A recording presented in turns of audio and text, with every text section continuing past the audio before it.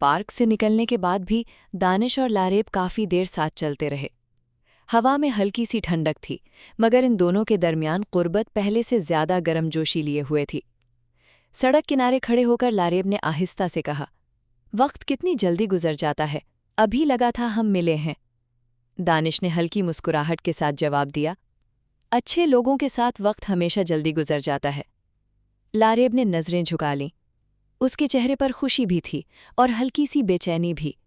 कुछ लम्हे खामोशी रही, फिर दानिश ने आहिस्ता से कहा, लारेब, जब आप वापस कराची जाएंगी मुझे बता दीजिएगा। लारेब ने चौंक कर उसकी तरफ देखा। क्यों? दानिश हल्का सा मुस्कुराया। क्योंकि मैं भी आपके साथ जाने का प्रोग्राम बना लूंगा।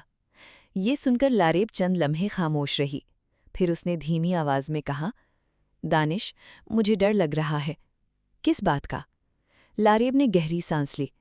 अगर किसी को पता चल गया तो? दानिश की मुस्कुराहट हल्की पड़ गई। लारेब आहिस्ता आहिस्ता बोलती गई, मैं शादीशुदा हूँ और लाहौर सिर्फ अपने भाई के घर आई हूँ। मेरा हस्बैंड कराची में है। अगर किसी को हमारे बारे में पता चल गया तो बहुत मसला हो जाएगा। ये कहते हुए उसकी आवाज़ में खौफ साफ महसूस हो रहा था। दानिश चंद लम्हे खामोश रहा, फिर उसने नरमी से कहा, किसी को कुछ पता नहीं चलेगा। लारेब ने बेयकीनी से उसकी तरफ देखा। दानिश ने उसका हाथ आहिस्ता से थाम लिया। आप मुझ पर ट्रस्ट करती हैं ना? लारेब ने नज़रें झुकाकर आहिस्ता से सर हिला दिया। बस फिर, दानिश ने मुस्कराकर कहा, आप मुझे बता देना कब वापस जाना है, मैं टिकट करवा दूंगा। और अगर किसी ने देख लिया तो? रात की ट्रेन होगी, सब आराम से हो जाएगा। लारेब खामोश हो गई, जैसे दिल मान चुका हो मगर दिमाग अभी भी डर रहा हो। चंद लम्हों बाद उसने हल्के से कहा, आप वाकई बहुत ज़िद्दी हैं। दानिश हंस पड़ा। सिर्फ आपके मामले में। लारेब बेहोश दी, मगर इस मुस्कुराहट में अब एक अलग ही अपनायत थी। वो दोनों सड़क किनारे रुक गए। इर्द गिर्द रोशनियों का नर्म सा हाला था। लारेब ने आहिस्ता से कहा, पता नहीं ये सब सही है या नहीं। दानिश ने धीमी आवाज़ में जवाब दिया, मुझे सिर्फ इतना पता है कि आपके बगैर अब अच्छा नहीं लगता। ये सुनकर लारेब कुछ न बोल सकी, बस खामोशी से उसे देखती रही। हल्का सा झोंका आया। लारेब के बाल फिर चेहरे पे बिखर गए। दानिश ने आहिस्ता से उसके बाल हटाए और इस बार लारेब ने अपना हाथ उसके हाथ पर रख दिया। ठीक है, उसने धीमी आवाज़ में कहा। दानिश मुस्कुराया। क्या ठीक है? लारेब ने नज़रें चुरा लीं। जब वापस कराची जाऊंगी आपको बता दूंगी।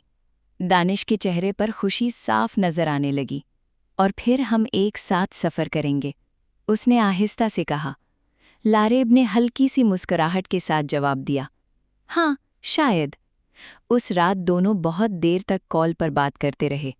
कराची वापसी का प्लान बनता रहा और दोनों के दिलों में एक अजीब सी बेचैनी बढ़ती रही, क्योंकि अब ये सिर्फ मुलाकातें नहीं थीं, ये एक ऐसा रिश्ता बन चुका था जिससे अलग होने का तसव्वुर भी मुश्किल लगने लगा था। 2 दिन बाद रात के तकरीबन 10 बज रहे थे। लाहौर रेलवे स्टेशन हमेशा की तरह रोशन और पुरहुजूम था, मगर दानिश के लिए इस वक्त दुनिया में सिर्फ एक ही चेहरा अहम था। वो बार बार लोगों के दरमियान नज़रें दौड़ा रहा था। फिर अचानक वो सामने नजर आई।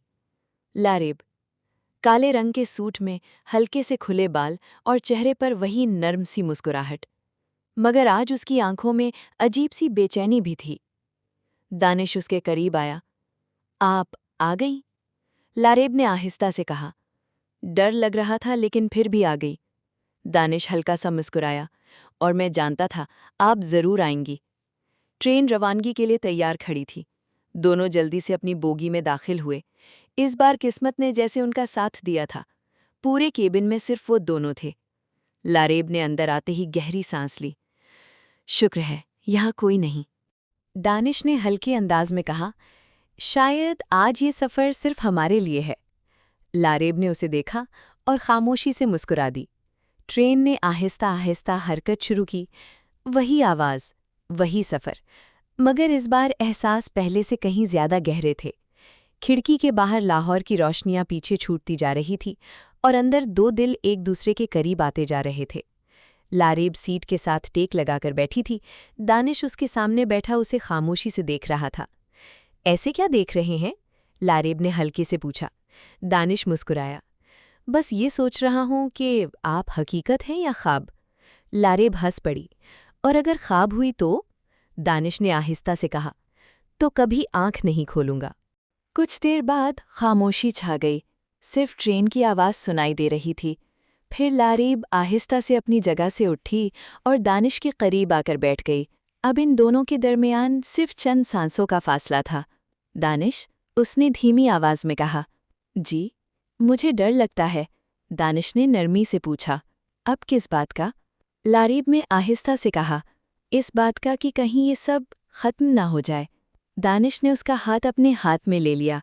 कुछ एहसास कभी खत्म नहीं होते। लारीब ने खामोशी से अपना सर दानिश के कंधे पे रख दिया। दानिश ने आहिस्ता से उसे अपने करीब कर लिया। वो लम्हा बहुत पुरसुकून था, जैसे वक्त वाकई रुक गया हो। रात गहरी होती गई।